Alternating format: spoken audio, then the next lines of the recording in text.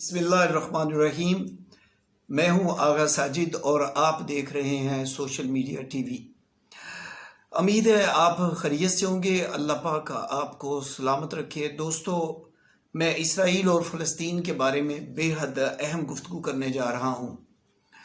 नाजरीन, आज से 2500 साल कबल बख्ते नसर ने फ़लस्तीन पर हमला किया, यहूदियों का कत्लेआम किया और बहुत सारे यहूदियों को ग़ुलाम बनाया और बाबल ले गया।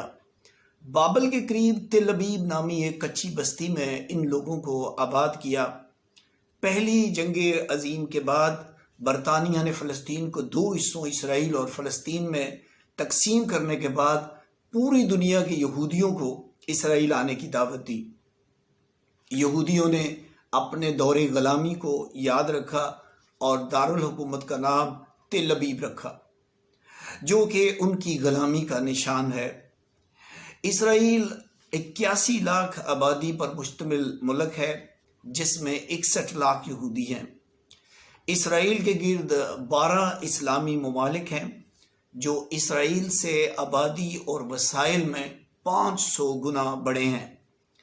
इन ममालिक से इसराइल 5 मरतबा जंग जीत चुका है।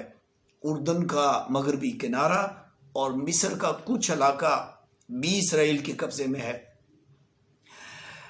इन 12 ममालिक समेत 58 इस्लामी ममालिक अपने वसाइल और असर और रसूख के होने के बावजूद इसराइल से अपना इलाका वापस नहीं ले सके हैं।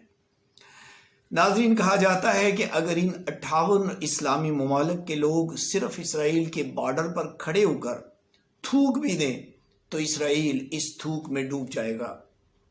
आप हैरान होंगे कि सिर्फ मिस्र की पुलिस और मिलिट्री अफवाज इसराइल की कुल आबादी से ज़ायद हैं। फ़लस्तीन की चौथी नस्ल ग़ुलामी की ज़िंदगी बसर कर रही है। दोस्तों, ईद उल फितर की आमद फ़लस्तीनियों के लिए क़यामत सुगरा से कम न थी। सैकड़ों इसराइली फ़ौजी मस्जिद का तकद्दस पामाल करते हुए मस्जिद अक्सा में दाखिल हो गए। मस्जिद अक्सा के कुछ हिस्से को आग लगा दी गई। आंसू गैस के शैलों की बरसात हुई। फ़लस्तीनी मुसलमानों को घसीट घसीट कर कैदी बनाया गया। मस्जिद अक्सा की चाबियां तक छीन ली गईं। दरियाए उर्दन और गजा की पट्टी पर फ़ज़ाई बमबारी कर दी गई। इमारतें मलबे का ढेर बन चुकी हैं। 54 लड़ाका तैयारे फ़ज़ाई हमलों में हिस्सा ले रहे हैं। 25 ममालिक बेशमूल अमरीका और मगरबी दुनिया इसराइल के साथ खड़ी है। मलबे में से लाशें निकाली जा रही हैं। 200 से ज़ायद फ़लस्तीनी शहीद हो चुके हैं, जिनमें 50 के करीब बच्चे शामिल हैं। सैकड़ों फ़लस्तीनी ज़ख्मी हैं। हस्पताल ज़ख्मियों से भर चुके हैं। हमास अपनी हैसियत के मुताबिक रॉकेट बरसा रही है, लेकिन इसराइल का हिफाजती निज़ाम आयरन डूम हमास की तरफ से आने वाले 90% रॉकेट्स को इसराइल से 4 से 7 किलोमीटर के फासले पर ही फ़ज़ा में तबाह कर देता है। नाज़रीन, चंद रॉकेट हमास की तरफ से जो दागे गए वो इसराइल में ज़रूर गिरे हैं, जिनसे 10 के करीब इसराइली हलाक हुए हैं। लेकिन अफसोस, हमारा मीडिया गलत बयानी से काम ले रहा है। कभी पाकिस्तान ने, कभी ईरान ने और कभी तुर्की ने इसराइल में फ़ौजें उतार दी हैं, मिसाइलों से हमला कर दिया है। पाकिस्तानी फ़ज़ाइया के जहाज़ इसराइल पहुंच चुके हैं। हमास ने तबाही मचा दी है। ये ऐसी खुशनुमा और झूठी खबरें फैलाकर हमारा मीडिया, मैं समझता हूँ, फ़लस्तीनियों के ज़ख्मों पर नमक छिड़क रहा है। इसराइल के फ़ज़ाई हमले जारी हैं। बच्चों की चीखों की आवाज़ें बम्बों की बरसात में दब गई हैं। नाज़रीन, आलमी ज़मीर मुर्दा हो चुका है। हकूक़ इंसानी की तंजीमें खामोश हैं। लाशें गिर रही हैं। आग और खून का खेल जारी है। आलमी मीडिया के दफातर पर भी हमले जारी हैं। लेकिन आपके लिए बड़ी हैरान कुन खबर ये होगी कि चीन और रूस समेत भारत ने भी खुलकर फ़लस्तीन की हिमायत की है। लेकिन ناظرین، اسلامی دنیا اور ہم کیا کر رہے ہیں؟ ہمارے وزیر اعظم صاحب کے دورہ سعودی عرب کے دوران حملہ ہوا، لیکن ہم نے اس حملے کے بارے میں بات کرنا بھی گناہ سمجھا، کیونکہ ہم 440 ٹن چاول زکوٰۃ اور فطرانے کی مد میں لینے کے لیے بے قرار تھے۔ ہمیں صرف ایک ٹویٹ کرنے کی اجازت دی گئی اور وہ بھی جلدی سے ہم نے وہ ٹویٹ غلط کر دیا۔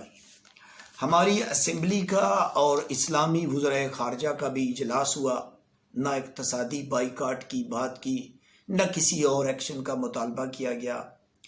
OIC نے ایک روایتی قرارداد منظور کر کے اس اجلاس کو نمٹا دیا اور سلامتی کونسل سے فوری طور پر اسرائیلی حملے بند کرنے کا مطالبہ کر کے اپنا فرض پورا کر دیا۔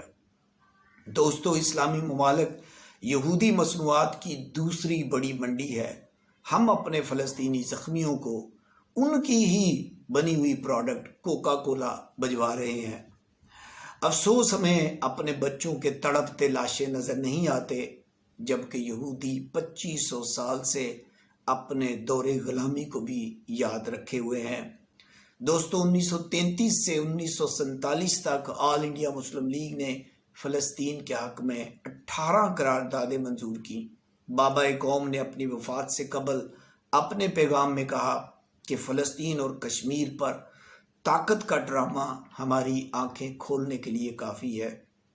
دوستو، یہ معاملہ مذہب اور انسانیت کا معاملہ بن چکا ہے۔